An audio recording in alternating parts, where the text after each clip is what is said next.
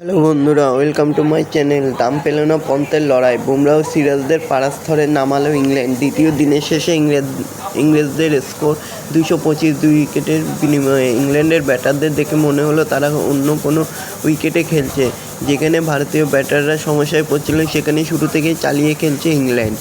তো বন্ধুরা, এরকমই সব খেলার খবর প্রতিনিয়ত জানতে হলে চ্যানেলটিকে অতি শীঘ্রই লাইক, কমেন্ট, সাবস্ক্রাইব করতে ভুলো না। আর বন্ধুদের মধ্যে প্রচুর পরিমাণে শেয়ার করে দাও।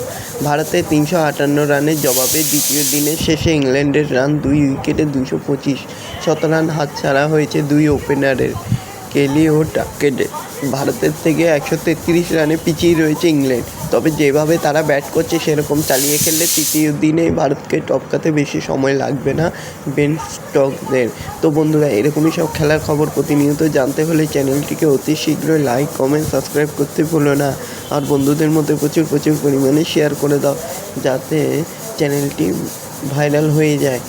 তো বন্ধুরা, ভাঙা পায়ে ঋষভ পন্থের লড়াকু ইনিংস দেখে মনে হচ্ছিল ভারতীয় বোলারদের মধ্যেও সেই অগ্রাসন দেখা যাবে, কিন্তু কোথায় কি। ইংল্যান্ডের প্রথম উইকেট ফেলতেই সময় লাগলো 32 ওভার। জসপ্রীত বুমরাহ ও মোহাম্মদ সিরাজদের পাড়াস্তরে নামালেন বেন ডাকেট ও জ্যাক ক্যালিরা। ইংল্যান্ডের ব্যাটারদের দেখে মনে হচ্ছিল তারা অন্য কোনো উইকেট খেলছেন। যেখানে ভারতীয় ব্যাটাররা বারবার সমস্যায় পড়ছে সেখানে ইংল্যান্ড প্রথম থেকেই চালিয়ে খেলছে। তো বন্ধুরা, এরকমই সব খেলার খবর প্রতিনিয়ত জানতে হলে চ্যানেলটিকে অতি শীঘ্রই লাইক, কমেন্ট, সাবস্ক্রাইব করতে ভুলো না। আর প্রচুর পরিমাণে শেয়ার করে দাও। আরও একবার বল হাতে নজর কাড়লেন বেন স্টোকস। চলতি সিরিজের ইংল্যান্ডের বোলারদের মধ্যে সবচেয়ে সফল তিনি। প্রতিটা ইনিংসেই উইকেট নিয়েছেন। ম্যানচেস্টারের প্রথম ইনিংসে 5 উইকেট নিলেন স্টোকস।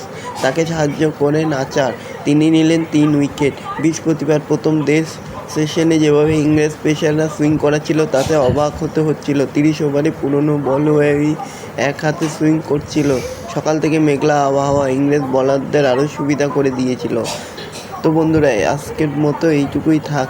ধন্যবাদ সবাইকে।